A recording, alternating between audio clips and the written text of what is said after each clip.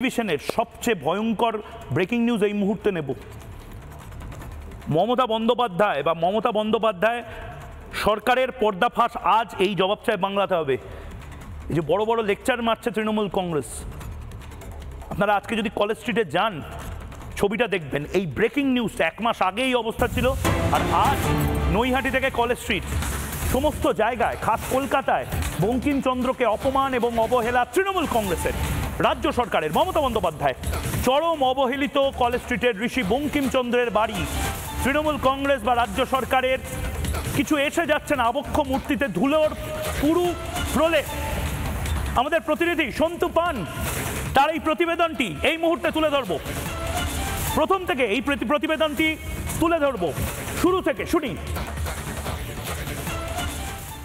রাজ্যের মুখ্যমন্ত্রী মমতা বন্দ্যোপাধ্যায় যখন বাংলা বাঙালি বাংলার ঐতিহ্য নিয়ে বড় বড় কথা বলেন, বক্তব্য রাখেন, তখন আমরা ঘুরে ঘুরে দেখছি বাংলার মনীষীদের মূর্তিগুলি এবং তাদের স্মৃতিসৌধগুলি কিভাবে রয়েছে। এই মুহূর্তে ছবি দেখানোর চেষ্টা করব যে স্মৃতি গ্রন্থাগার বঙ্কিমচন্দ্র চট্টোপাধ্যায়ের, সাহিত্য সম্রাট বঙ্কিমচন্দ্র চট্টোপাধ্যায়ের তাঁর স্মৃতি গ্রন্থাগারে তাঁর যে মূর্তি, সেই মূর্তি এই মুহূর্তে মালা ছাড়া পড়ে রয়েছে। এবং এই জায়গাতেই মালা দিতে এসেছিলেন রাজ্যের বিরোধী দলনেতা শুভেন্দু অধিকারী।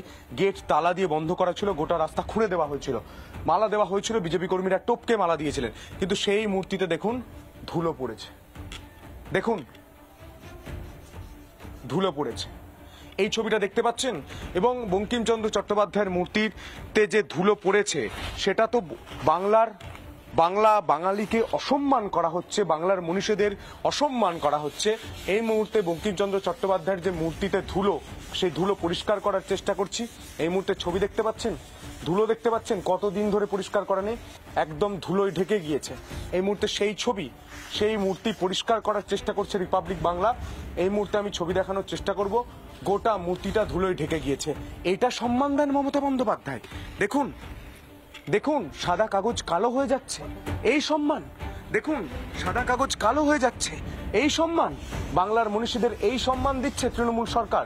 এই প্রশ্ন যখন করা হচ্ছে তখন আমরা দেখতে পাচ্ছি যে এখানে পাখি পশু সবকিছু মলত্যাগ করে গিয়েছে, তার মূর্তি ধুলোয় ঢেকে গিয়েছে।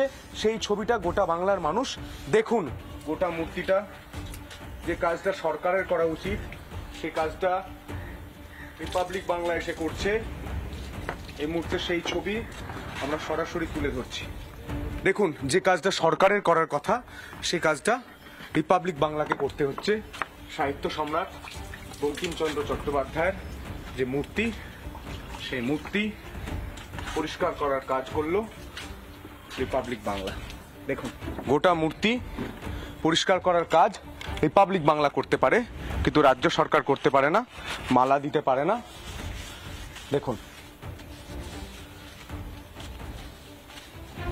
দেখুন, এই কাজটা রাজ্য সরকারের করার কথা ছিল। মমতা বন্দ্যোপাধ্যায় মঞ্চ থেকে বক্তব্য রাখতে পারেন, কিন্তু বাংলার মনীষীদের মান সম্মান ইজ্জত রাখতে পারেন তিনি? রবীন্দ্রনাথ ঠাকুরের ছবি জ্বালিয়েছিল তৃণমূল কংগ্রেস। মমতা বন্দ্যোপাধ্যায় আজ পর্যন্ত কি ব্যবস্থা নিয়েছেন? বাংলা বাঙালি নিয়ে বড় বড় কথা বলা যায়, বক্তব্য রাখা যায়, বাংলা বাঙালির সম্মান ইজ্জত, তাদের গরিমা মমতা বন্দ্যোপাধ্যায় রাখতে পারছেন? তারই জবাব চায় গোটা বাংলা। ভিডিও জার্নালিস্ট সঞ্জয় নাইয়ার সঙ্গে সন্তু পান, রিপাবলিক বাংলা। নানা ধরনের কন্টেন্ট দেখার জন্য লাইক করুন, শেয়ার করুন আমাদের ফেসবুক পেজ, সাবস্ক্রাইব করুন আমাদের ইউটিউব চ্যানেল। পাশাপাশি অন্যান্য ব্রেকিং নিউজের জন্য অবশ্যই চোখ রাখুন রিপাবলিক বাংলায়।